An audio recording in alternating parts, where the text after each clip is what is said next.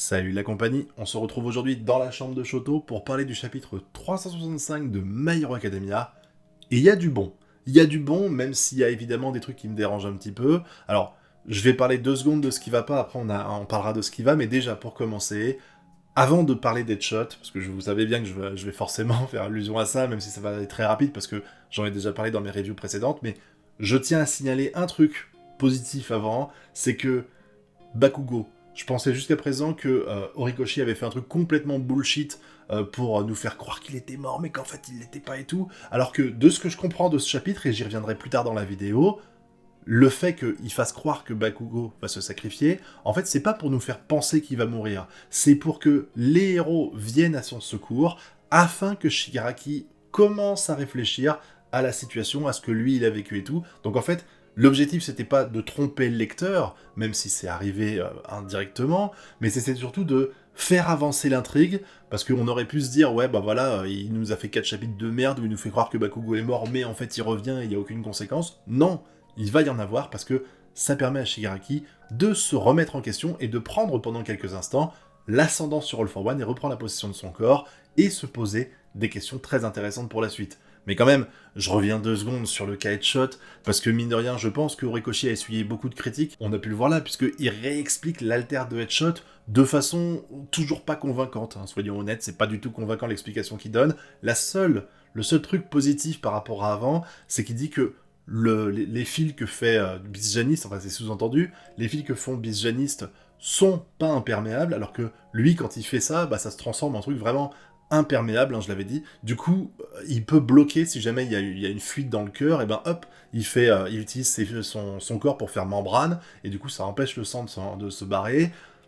Ça veut toujours pas dire qu'il peut se transformer en cœur, hein, ni en poumon, parce qu'en plus, non seulement maintenant il se transforme en cœur, mais également en poumon, donc ça reste complètement barré, mais ça permet de donner un tout petit peu de sens à quelque chose qui était complètement incohérent. Pour moi, l'image que j'en ai, c'est Horikoshi en montrant à Headshot qu'il va se sacrifier pour sauver Bakugo. Il était en chute libre, il était en train de tomber là de dizaines de kilomètres de hauteur, et au moment où il est en train d'arriver près du sol, il freine sa chute en s'accrochant à des branches qui passent. Du coup, au lieu de s'écraser et de se viander et d'être une flaque de sang par terre, et ben finalement il va survivre péniblement. Bah là c'est un peu ce que je pense. C'est l'histoire de Headshot, elle était complètement barrée. Il essaye de la rendre un minimum cohérent avec son délire du ouais mais voilà, Headshot, son alter, elle a un pouvoir spécial, alors qu'en fait il n'y a pas d'explication spécialement sur cette spécificité qui lui permettrait de se transformer en cœur. Moi, ça me dépasse toujours quand il dit ça. Mais il y a un autre truc qui était complètement dingue, c'est la détermination de Mirko. Waouh! Je pense qu'avec tous les mangas que j'ai pu lire dans ma vie, tous les chapitres que j'ai pu bouffer, j'ai jamais vu un personnage avec une telle volonté. La meuf, elle va carrément aller se couper la jambe pour pouvoir continuer à avancer, parce que elle fonce vers lui, l'autre il transforme une partie de son bras en mâchoire et schlock, il chope sa jambe et elle, wow, osez, vas-y, je la découpe. Et tu vois la détermination qu'elle a, Horikoshi, pour faire ce genre de personnage, de visage complètement enragé, il est balèze. Hein, parce que déjà à l'hôpital, il l'avait fait avec Midoriya, c'était incroyable, le combat Midoriya-Tomura, quand tu voyais la tête qu'il avait, c'était fou. Et là, bah, c'est encore une fois pareil, avec une Mirko qui est ultra badass. Qui aurait imaginé, quand on la voit avec ses oreilles de lapin, quand il y a le choix, tu sais, le top 10 des héros, et qu'on la voit, qui aurait pu penser que ce personnage-là aurait un impact pareil, serait aussi intéressant à suivre, quoi, parce que vraiment, elle est complètement tarée. Elle est complètement tarée pour notre plus grand bonheur. C'était super cool de l'avoir foncé, avec le duo intéressant de de Mirio, qui met les mains devant le visage de Bakugo pour qu'il ne voit pas ce qu'il fait, et du coup, ils arrivent à occuper Tomura, qui a l'air un peu perdu dans ce qui se passe, parce qu'il comprend pas trop. Lui, il est là, il dit « Mais ce jouet, je l'ai cassé. Arrêtez de vous occuper de Bakugo, c'est terminé pour lui, maintenant vous avez mieux à faire. » Et c'est vrai que dans l'idée, il y a mieux à faire, mais quand on voit ce qui se passe après, avec un Tomura qui a l'air complètement perturbé par ce qui se passe, parce que Mirko le frappe, et il se régénère pas. Il arrive pas à se régénérer, et il comprend pas pourquoi. Et l'explication qu'il donne, alors,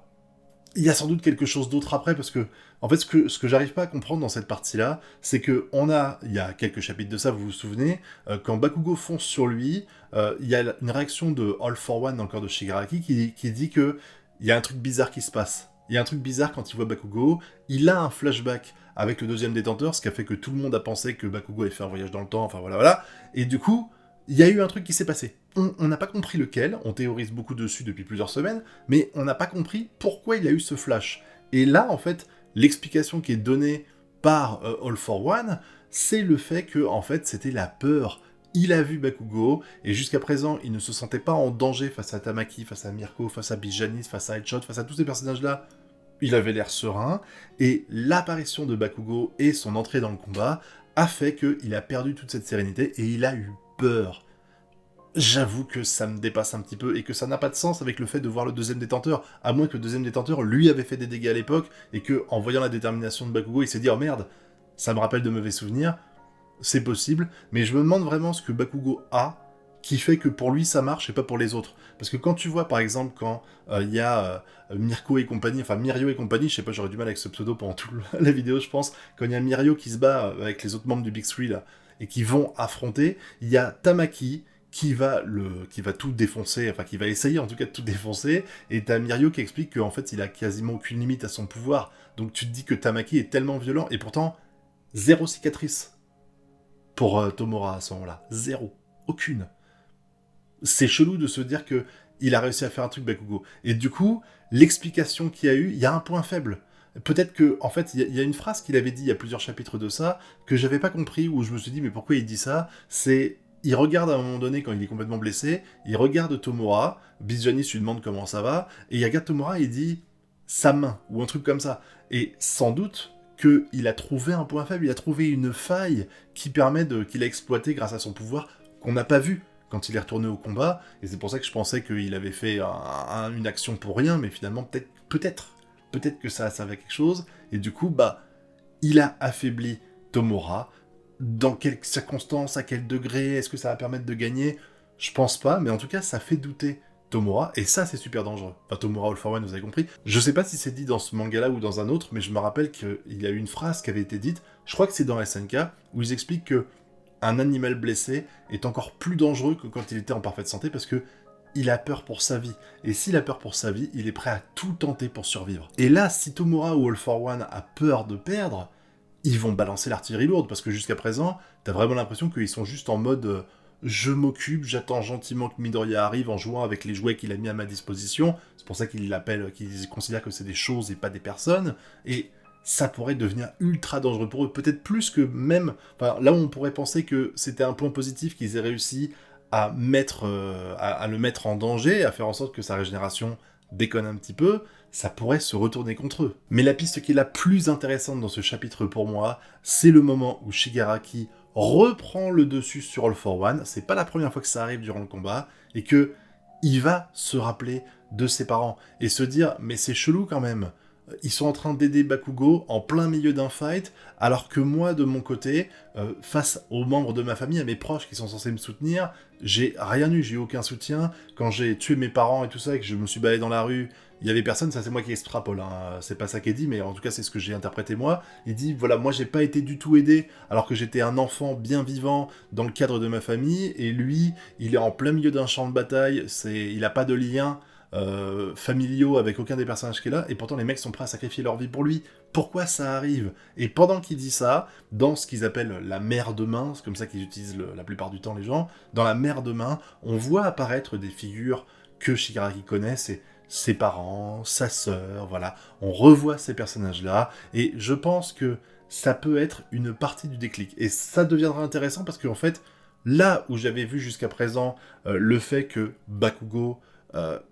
a eu cette fake mort pour rien, et où je m'étais dit, putain, mais ça sert à rien de nous faire croire qu'il est mort, si c'est juste pour le faire revenir après, en fait, c'était le mettre en danger, et que tout le monde fasse des pieds et des mains pour le sauver, parce que là, Mirko, clairement, elle est condamnée. Je vois pas comment elle pourra survivre à ce combat, mais tout ça, ça va peut-être permettre à Tomura de prendre conscience que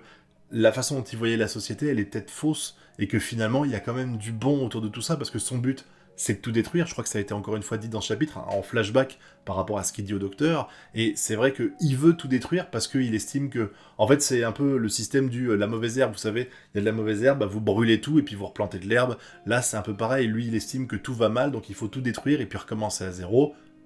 C'est plus ou moins ce que pense All for One, je pense, mais du coup, là, ça remet en question la vision qu'il a des choses. Et encore une fois, je continue de penser que ce qui va arriver à l'avenir, c'est que quand Midoriya va arriver, je le vois toujours pas gagner face à Shigaraki, je vois pas par quel miracle il pourrait gagner, je pense que le combat va avoir lieu dans les vestiges de Shigaraki, et que du coup tu vas avoir un combat où Shigaraki va se retourner contre All for One, et tu vas voir Shigaraki Midoriya qui vont affronter ensemble All for One, pendant qu'à l'extérieur il y aura le combat avec Bakugo et tout ça. Ça me rappelle un peu Natsuno no Taizai, vous savez, où il y a le combat à l'intérieur du roi et à l'extérieur, là ça sera un petit peu pareil, avec d'un côté Bakugo qui affronterait Shigaraki dans le monde réel, et de l'autre, dans les vestiges, Midoriya et Shigaraki qui affronteraient ensemble All for One, et s'ils arrivent à détruire All for One dans le corps de Shigaraki, et ben du coup Shigaraki serait libre, il perdrait toutes les altères que All for One lui a données, et ce serait la fin, les petits oiseaux, tout ça. Je sais que ça fait très niais ce que je dis, mais je continue à penser que MHA est un manga niais.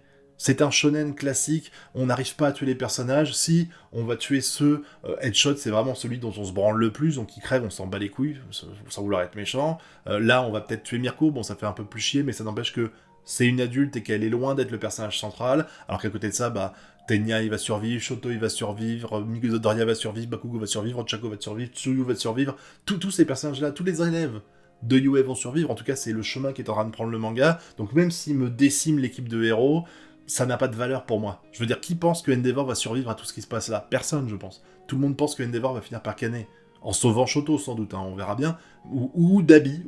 hein, j'en ai déjà parlé du fait que Dabi pourrait le rejoindre et finalement se rendre compte qu'il a été manipulé par All for One et tout casser. Je sais, là je suis en train de faire des spéculations de fou. Tout ce que je veux dire par là, c'est que ce chapitre est intéressant, en dehors de l'explication d'Headshot qui est complètement barrée et qui est vraiment du ta gueule, c'est magique dégueulasse, hein, encore une fois. Mais avec tout ça, on a une explication sur... Bon, Headshot, ta gueule, c'est magique, ça on s'en fout. Mais surtout, on a une explication sur pourquoi il a mis Bakugo dans cette situation-là. C'est pour faire réfléchir Tomura, pour que Tomura commence un petit peu à continuer son émancipation vis-à-vis de All for One. Et j'ai vraiment hâte de voir ce que ça va donner pour la suite, parce que